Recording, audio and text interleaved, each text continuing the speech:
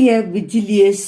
இன்று நாம் நினைவு கூறும் விஜிலியஸ் 4ஆம் நூற்றாண்டின் பிற்பகுதியில் ரோமையில் இருந்த ஒரு செல்வ செழிப்பான குடும்பத்தில் பிறந்தார்.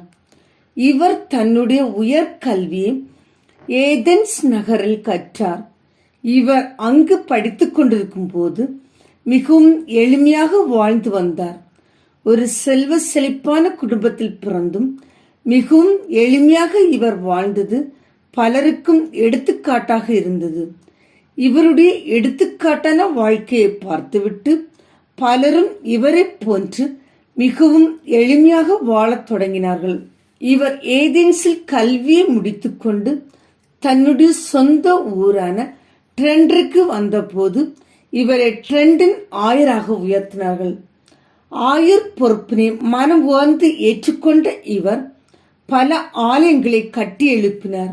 அது மட்டுமல்லாமல் அந்த ஆலயங்களில் மக்களை நிரப்ப பலருக்கும் ஆண்டவருடைய நற்செய்தியை அறிவித்து அவர்களை கிறிஸ்தவ மறையில் சேர்த்தார்.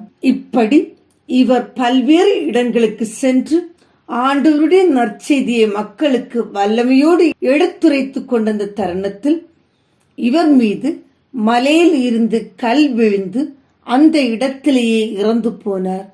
இவருடைய இறப்பு செய்தியை கேட்ட பலரும் கதறி அழுதார்கள். தூய விஜிலியஸின் வரலாற்றை வாசித்து பார்க்கின்ற போது இவருடைய எளிமையான வாழ்க்கை தான் நம்முடைய நினைவுக்கு வந்து போகின்றது. தூய விஜிலியஸ் செல்வம் படைத்தவராக இருந்த போதும் மிக எளிமையாக வாழ்ந்து வந்தார்.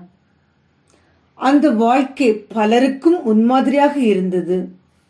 எளிமை கொண்டிருக்கும் இடத்தில் எல்லா நல்ல பண்புகளும் குடிக்கொண்டிருக்கும். தூய விஜிலியஸும் இப்படி எளிமையோடு இருந்ததால் தான் இவரிடம் எல்லா நல்ல பண்புகளும் குடிக்கொண்டிருந்தன. ஆகவே தூய விஜிலியஸின் நினைவு நாளை கொண்டாடும் நாம் இவரை போன்று எளிமைக்கு இலக்கணமாக வாழ்வோம். அதன் வழியாக எல்லாம் வல்ல இறைவனின் இறை அருளை நிறைவாய் பெறுவோம். தூய விஜிலியஸ் எங்களுக்காக வேண்டிக் கொள்ளும்.